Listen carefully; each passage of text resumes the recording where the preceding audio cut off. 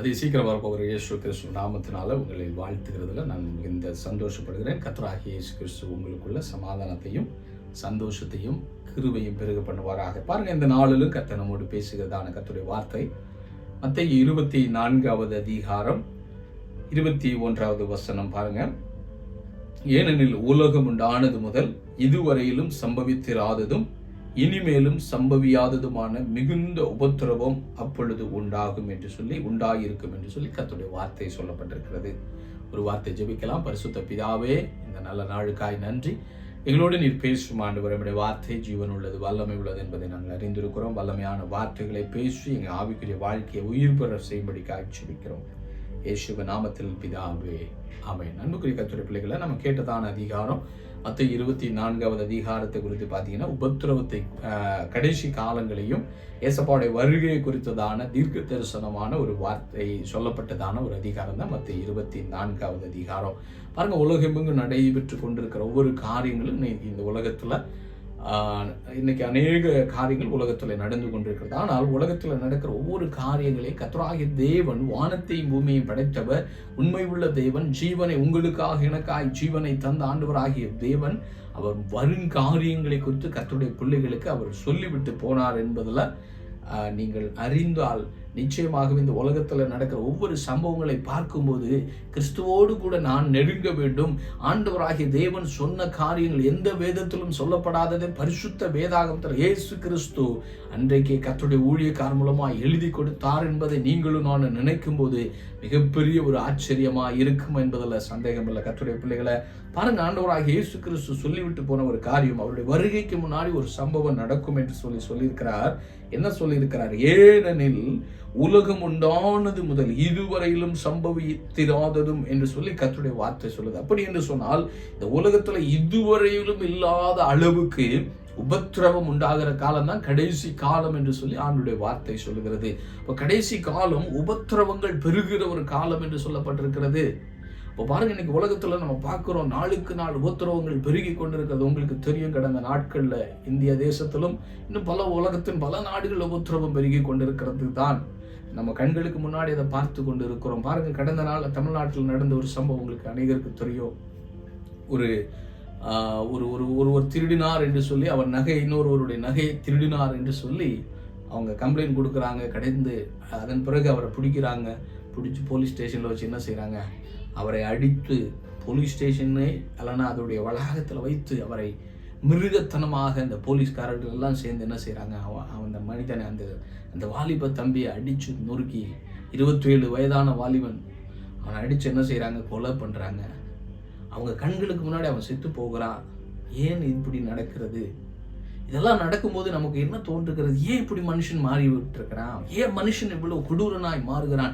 மனுஷன் ஏன் மிருகமாய் மாறிக்கொண்டிருக்கிறாங்கன்னு சொல்லி நம்ம நினைக்கும் போதே நமக்குள்ள ஒரு பயமா இருக்கு. ஏன் இப்படியெல்லாம் நடக்குது? ஏனென்று சொன்னால் மனிதன் கொடூரமுள்ள மனிதனாய் மாறுகிறான். உலகத்துல பாருங்க, ஒரு மனிதன் இப்படி செய்கிறான், இல்லைன்னா ஒரு சின்ன கூட்டம் தான் இப்படி செய்கிறாங்க. இது ஒரு புறம். இன்னொரு புறம் பாருங்க, உலகமெங்கும் நம்ம பார்க்குறோம் உபத்திரவம். அது மனிதனை கொலை செய்கிற அளவுக்கு இன்னைக்கு பாருங்க, கடந்த சில வாரங்களுக்கு முன்னாடி உலகமெங்கும் யுத்த மேகம் உண்டானது. இஸ்ரவேலுக்கும் பாலஸ்தீனத்திற்கும் ஒருவருக்கொருவர் உபத்திரவம் பண்ணி தன்னைத்தானே மாய்த்து கொண்டிருக்கிறாங்க. 50,000க்கு அதிகமான ஜனங்கள் அதனால் மரித்து போனார்கள்.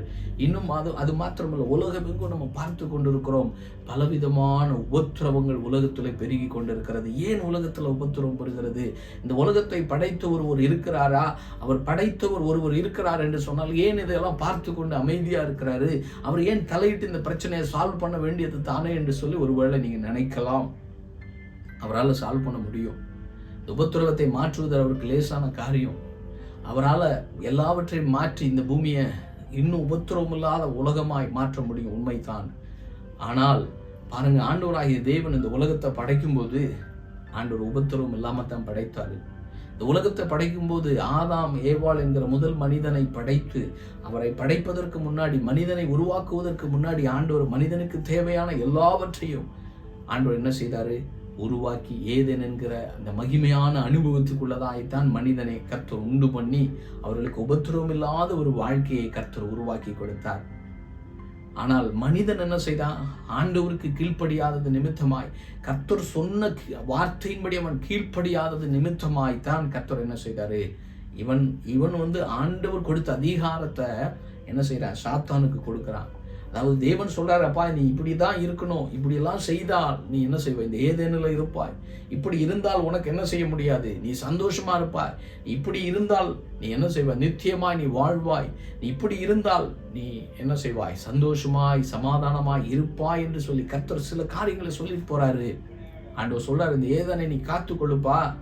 ஏனென்று சொன்னால் ஏதனுக்கு வெளியே ஒருத்தன் நிற்கிறான், இனிமே இருக்கிறான், அதனால அவனை உள்ள விட்டுறாதுன்னு ஆண்டவர் சொல்றாரு.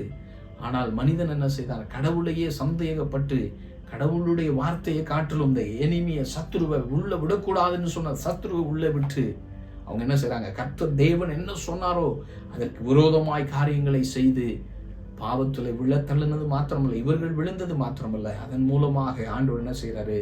அந்த ஏதேனிலிருந்து அவங்க வெளியே தள்ளப்படுகிறார்கள். உபத்திரவம் அன்றிலிருந்து ஆரம்பிக்கிறது. அன்றிலிருந்து இன்றைக்கு வரைக்கும் அந்த உபத்திரவம் தொடர்ந்து கொண்டுதான் இருக்கிறது. இந்த உபத்திரவம் என்றைக்கு முடியும்? எப்போ முடியும்னா, ஆண்டவர் சொல்லியிருக்கிறாரு, ஆண்டவராக இயேசு கிறிஸ்து உலகத்தில் வந்தாரு அவருடைய பிள்ளையாய் மாற்றுவதற்கு.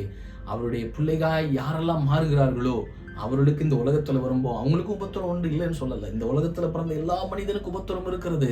ஏனென்று சொன்னால் மனிதன் தான் இந்த தவறுக்கு காரணமாக இருந்தபடினால ஆண்டவர் இந்த உபத்திரவத்திலிருந்து மீட்டெடுக்கும்படிக்காக இயேசுவை அனுப்பினார். ஆனாலும் அவருடைய பிள்ளைகளுக்கு உபத்திரம் உண்டு.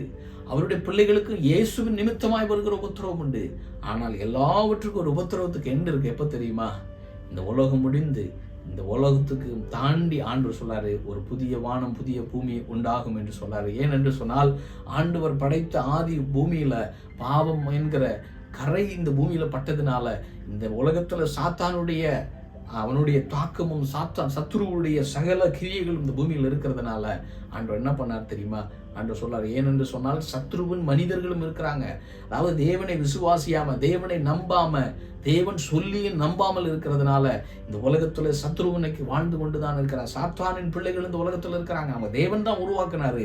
தேவன் உருவாக்கியவர்கள் சத்ருவிடத்துல போனவர்கள் இன்னைக்கு ஆண்டவரை அறியாத ஜனங்கள் சத்ருக்களாக இருக்கிறார்கள் என்று வேதம் சொல்கிறது. அப்ப அந்த சத்ருக்கள் இந்த பூமியில வாழ்ந்து கொண்டுதான் இருக்கிறார்கள். இந்த சத்ருக்களை ஆண்டவர் என்ன செய்வார்? ஒரு நாள் என்ன செய்வாரா? அவங்களுக்கு ஒரு எட்டர்னலா அவங்களுக்கு ஒரு ஃபயர் கொடுக்கும்படிக்காக எட்டர்னல் ஃபயர் வாய்ப்புகளை கொடுக்குறாருப்பா, என்னிடத்துல வந்து விடுன்னு சொல்றாரு. ஆனா மனிதன் கேட்டபாடு இல்லை. அநேக ஜனங்கள் திருப்பியும் தேவனுக்கு விரோதமாக எது உண்மையுள்ள தெய்வம் என்பதை தெரியாதபடிக்கு ஜனங்களே தன்னை தான் தெய்வம் என்று சொல்லி அநேகர் இன்னைக்கு தன்னை தெய்வமாய் காண்பிக்கிற அப்படிப்பட்டதான தவறான நம்பிக்கையில் போய் ஜனங்கள் என்ன செய்யறாங்க? தன்னை எது உண்மையான தெய்வம் என்பதை மறக்கடிக்கப்பட்டவர்களாக இன்னைக்கு ஒரு புறத்துல கடவுளே இல்லைன்றாங்க, இன்னொரு புறம் எது உண்மையான தெய்வம் என்று தெரியாதபடிக்கு ஜனங்கள் கர்த்தரை விட்டு விலகி போகிறதுனால தான் இந்த உலகத்துல நாளுக்கு நாள் என்ன செய்கிறது? உபத்திரவம் பெருகி கொண்டே இருக்கும். இந்த உலகத்துல இப்படித்தான் உபத்திரவம் பெருகி கொண்டுதான் இருக்கும் என்று சொல்லி ஆண்டவருடைய வார்த்தை சொல்லுது. ஆனால் கர்த்தருடைய பிள்ளைகளை ஆண்டவர் உங்களுக்கும் எனக்கும் என்ன செய்யறார் தெரியுமா? இப்படியே நான் உலகத்துல ஒன்று உபத்திரவத்தோடு நான் விட போறதில்ல மகனே, நீ என்ன தேடி வந்தா என் பிள்ளையா நீ மாறினா உனக்கு நான் என்ன செய்வேன்?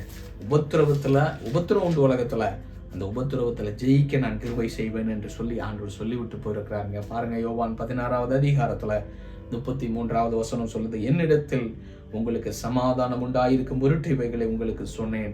உலகத்தில் உங்களுக்கு உபத்திரவம் உண்டு, ஆனாலும் திடன் கொள்ளுங்கள், நான் உலகத்தை ஜெயித்தேன் என்று சொல்லி ஆண்டவர் சொல்றாரு. அப்பனா ஆண்டவர் உபத்திரம் இல்லைன்னு சொல்லலை. என்னைக்கு ஏதனை விட்டு உங்க வெளியே வந்தாங்களோ அன்றிலிருந்து உபத்திரம் உண்டு தான். ஆனால் ஆண்டவர் சொல்றாரு, அப்பா உபத்திரம் உண்டுதான், உனக்கு இந்த உபத்திரவத்துல நான் சமாதானமா உன்னை நடத்துவேன். சமாதானம் உண்டாயிருக்கும் பொருட்டு உங்களுக்கு சமாதானம் உண்டாயிருக்கும் பொருட்டு இவைகளை உங்களுக்கு சொல்கிறேன். அப்போ உனக்கு சமாதானமா இருக்கும்படிக்கா நான் முன்னாடி சொல்லிடுறேன். இன்னைக்கு நிறைய பேர் என்ன செய்யறாங்க? உபத்திரம்லாம் இல்லை, நிறைய சபையில பேசுறாங்க, உபத்திரம்லாம் கிடையாது, இயேசுவை ஏற்றுக்கிட்டா உபத்திரமே உங்களுக்கு இல்லை அப்படின்றாங்க. அதெல்லாம் போய் பிசாசினால உபத்திரம் இல்லாம இருக்கலாம், ஆனால் கிறிஸ்துவ நிமித்தமாய் சில உபத்திரவத்துக்கு உள்ளாய் கர்த்தருடைய ஊழியக்காரர் கடந்து போயிருக்கிறாங்க. இயேசு கிறிஸ்துவ உபத்திரவத்தின் வழியா தான் கடந்து சென்றார். ஆனாலும் ஆண்டவர் என்ன சொல்றார் தெரியுமா? உங்களுக்கு சமாதானம் உண்டாயிருக்கும் மட்டும் இவைகளை உங்களுக்கு சொல்கிறேன். உலகத்தில் உங்களுக்கு உபத்திரவம் உண்டு. உலகத்தில் உங்களுக்கு உபத்திரம் உண்டு தான் சொல்றாரு. உபத்திரவத்தை நான் எல்லாம் தூக்கிட்டேன், உபத்திரமே உங்களுக்கு வராதுன்னு ஆண்டவர் சொல்லலை. நீங்கள் இயேசுக்காக ஊழியம் பண்ணுறீங்களா, உபத்திரம் உண்டு. கிறிஸ்துவுக்காக நீங்கள் சாட்சியாக நிற்கணும்னு விரும்புகிறீங்களா, சாட்சியாக நின்றால் நிச்சயமாக உபத்திரம் உண்டு. ஆனால் உபத்திரவத்தில் உபத்திரவமே உங்கள் வாழ்க்கையை மாறப்போகிறது கிடையாது. இந்த கிறிஸ்துவுக்காக வருகிற உபத்திரவத்தில் நீங்கள் நிற்கும்போது ஆண்டவர் என்ன பண்ணுவார் தெரியுமா, அடுத்தடுத்ததாய் உங்களை உயர்த்துகிறத நீங்கள் பார்ப்பீங்க. உபத்திரவம் காலம் பூரா அந்த உபத்திரவத்தில் நீங்கள் வாழ வேண்டிய அவசியம் இல்லை. அப்போ ஆண்டவர் சொல்றாரு, உபத்திரம் உண்டு தான், ஆனால் திடன் கொள்ளுங்கள். திடன் கொள்ள சொல்றாரு. அப்பா நீ ஸ்டெட் ஃபாஸ்டா இருப்பா, நீ தைரியமா இரு. உபத்திரவத்தை பார்த்து ஐயோ உபத்திரம் வந்துருச்சு, எனக்கு இந்த உபத்திரமே வேண்டாம் அப்படின்னு சொன்னீங்கன்னா நடக்கவே நடக்காது. உபத்திரவத்தின் வழியா தான் போகணும். அப்போ ஏசு கிறிஸ்துவ நம்ம நினைச்சு பார்க்கணும், நமக்காகத்தானே அவரே உபத்திரவத்தில் போனாரு. அவர் ஏன் கூட இருந்த அந்த உபத்திரவத்தை தாங்குவதற்கு எனக்கு கிருபை தருவாரு. அந்த உபத்திரவத்தில் நான் ஆண்டவருக்காய் நிற்கும் போது அவர் என்னை பலப்படுத்தி அவர் என்ன செய்வாரு, எனக்கு ஒரு பெரிய ஜெயத்தை தருவார். ஏனென்று சொன்னால் திடன் கொள்ளுங்கள், நான் உலகத்தை ஜெயித்தேன். இயேசு இந்த உலகத்தை ஜெயித்துட்டு பரலோகத்தில் மகிமையா இன்றைக்கு பிதாவின் வலது பாரிசத்தில் உங்களுக்காக எனக்காய் பரிந்து பேசி கொண்டிருக்கிறார். இந்த உலகத்துல தான் நம்ம வாழணும். இந்த உலகத்தை நீங்களா நானும் மாற்ற முடியாது, ஆண்டவர் தான் மாற்ற முடியும். நம்ம ஜெபிக்கணும். ஆண்டவர் தெய்வ பிரசன்னம் தெய்வ மகிமை எல்லாம் இந்த உலகத்துல இறக்கி கொண்டுதான் அவரை அனுப்பி கொண்டுதான் இருக்கிறார். ஆனாலும் பாழடைந்த உலகம் பொல்லாங்கனுக்குள்ள, இந்த உலகம் பொல்லாங்கனுக்குள்ளதான் இருக்கு. இந்த உலகம் பொல்லாங்கினால் நிரப்பப்பட்டிருக்கிறது, பாவத்தினால் நிரம்பி இருக்கிறது, உபத்திரவத்தினால் நிரம்பித்தான் இருக்கிறது. ஏனென்று சொன்னால் நீங்களும் நானும் சந்தோஷமாய் வாழப்போகிற உலகம் இது அல்ல. உங்களுக்காக எனக்காக பரலோகமும் புதிய வானம் புதிய பூமி ஒன்றாய் கலக்கப்பட்ட ஒரு பூமி வரப்போகிறது. வரப்போகிற பூமிக்காக, வரப்போகிற உலகத்துக்காக நீங்க நானும் இந்த உலகத்துல நீங்களும் நானும் சகித்து தான் ஆக வேண்டும் என்று சொல்றாரு. ஆனாலும் கடைசியில் ஆண்டவர் உங்களுக்கு ஜெயத்தை தரப்போகிறார். திடன் கொள்ளுங்க, ஆண்டு உலகத்தை ஜெயிக்க கூடிய கிருபை உங்களுக்கு எனக்கு தரப்போகிறார். ஒருவேளை இதை கேட்டுக்கொண்டு கர்த்தருடைய பிள்ளைங்க, உங்க வாழ்க்கையில அநேக விதமான உபத்திரவத்துல போறேன் பிரதர், என்ன நாளும் எனக்கு உபத்திரவம் தான், எல்லாரும் என்ன விருக்கிறாங்க, இயேசுவை ஏற்றுக்கொண்டதுனால எல்லாரும் என்ன அசிங்கமா பேசுறாங்க, இயேசுன்னு சொல்றதுனால என்ன எங்க குடும்பத்துல கூட என்ன செய்யல, யாரும் மதிக்கலன்னு நினைக்கிறீங்களா? இந்த உபத்திரம் எல்லாம் ஆண்டு மாற்ற போறாருங்க. அவங்க மத்தியில நீங்க ஜெயம் பெற்றவர்களாய் கிறிஸ்துவுக்காய் சாட்சியா நிற்க போறீங்க. விசுவாசிங்க. பரிசுத்த பிதாவே, நீ பேசின எல்லா வார்த்தைகளுக்காய் நன்றி. உபத்திரவத்தின் வழியாய் நாங்கள் கடந்து சென்றாலும் உபத்திரவத்துல கர்த்தாவே நாங்கள் திடன் கொண்டு நின்று ஜெயம் பெற்று உமக்காய் சாட்சியாய் மாற்ற எங்களுக்கு கிருபை தாங்க, எங்களை மாற்றும் ஆண்டவரே. இதை கேட்டுக்கொண்டிருக்கிற கர்த்தருடைய பிள்ளையுடைய வாழ்க்கையில நன்மை உண்டாகட்டும், சமாதானம் சந்தோஷம் பெருகட்டும் ஆண்டவர். இந்த வார்த்தை 30, 60, 100 மடங்கு கனி உள்ளதாய் மாறட்டும். இயேசுவின் நாமத்தில் பிதாவே, ஆமென், ஆமென்.